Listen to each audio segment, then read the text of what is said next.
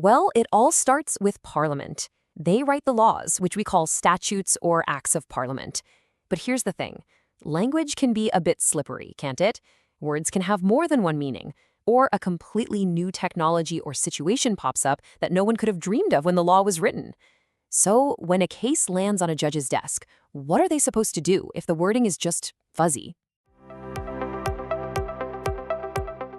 This video was created with AI to support SQE1 study. We are independent and have no affiliation with the SRA, Kaplan, or the SQE. We do not share exam content, and our videos are for informational purposes only and should not be used as legal advice. Please check and refer to primary legal sources and recommended prep guides as you study. Welcome back to the New 2 Law Breakdown. And before we begin, tap that like button so YouTube knows to recommend more SQE revision content to you. All right, in this breakdown, we're getting stuck into a really fundamental concept in English law, the literal rule. So here's the game plan. First, we'll quickly cover why judges even need rules like this. Then, we'll dive deep into what the literal rule actually is. After that, we'll look at it in action with some real cases. Then it's over to you to test your understanding, and we'll wrap it all up with a super quick recap and some common exam pitfalls to avoid. So before we get into the nitty-gritty, let's just set the scene. Why are we even having this conversation? I mean, why can't a judge just, read the law? And that's exactly where statutory interpretation comes in. The best way to think about it is like a judge's toolkit. It's a set of principles they use to work out what Parliament actually intended by the words they chose. It's not about what the judge wishes the law said, it's about finding out what Parliament meant. Now, in this toolkit, there are three main tools that have been developed over centuries: the literal rule, the golden rule, and the mischief rule. And the crucial thing for you to remember, especially for the SQE, is that the literal rule is always the starting point. It's the default setting, the foundation for everything. Okay, let's really get into it then. The literal rule is pretty much exactly what it sounds like. It is the most direct and, let's be honest, sometimes the most controversial way to read a law. The principles here are incredibly strict. First, the judge has to give the words their most ordinary, everyday, plain English dictionary meaning. No creative thinking allowed. Second, the judge is forbidden from playing editor. They can't add words or take them away to make the law seem fairer. Their only job is to apply the law exactly as it was written. This all stems from that huge constitutional principle, parliamentary sovereignty. Parliament makes the laws, the courts just apply them. End of story. Let's use a quick example to make this stick.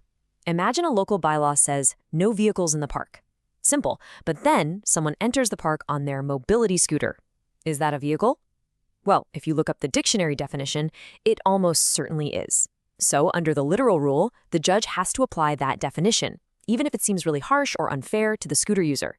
The wording is clear, and the judge's hands are tied.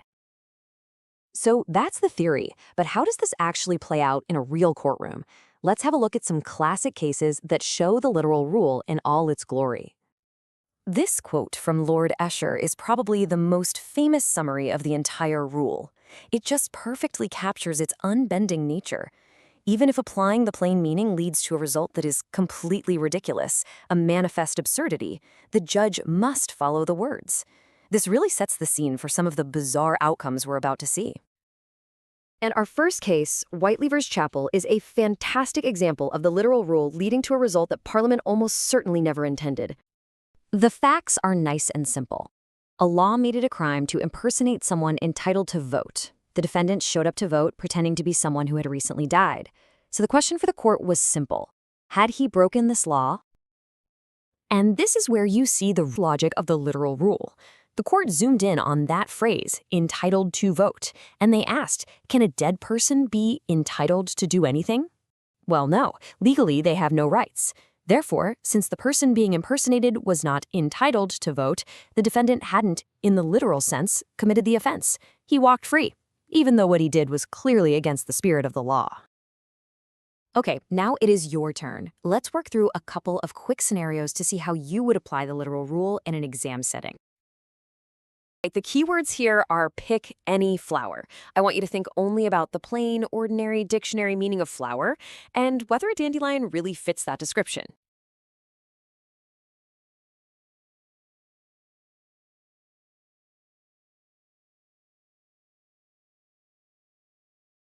Have a look at the options.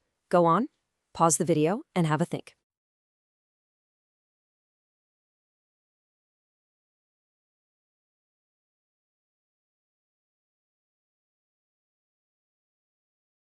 A is talking about purpose, C is about absurdity, D is about intention.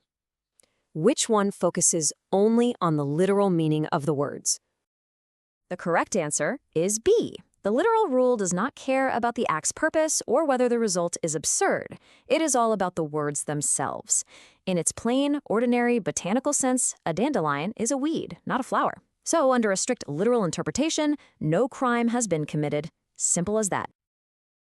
Excellent work. Okay, let's pull all of that together, recap the absolute must-knows, and highlight a few common traps you need to avoid in the exam. So, your recap checklist. 1. Give words their plain, ordinary dictionary meaning. 2. Don't fix the law. 3. It's the first rule the courts apply. 4. It reinforces parliamentary sovereignty.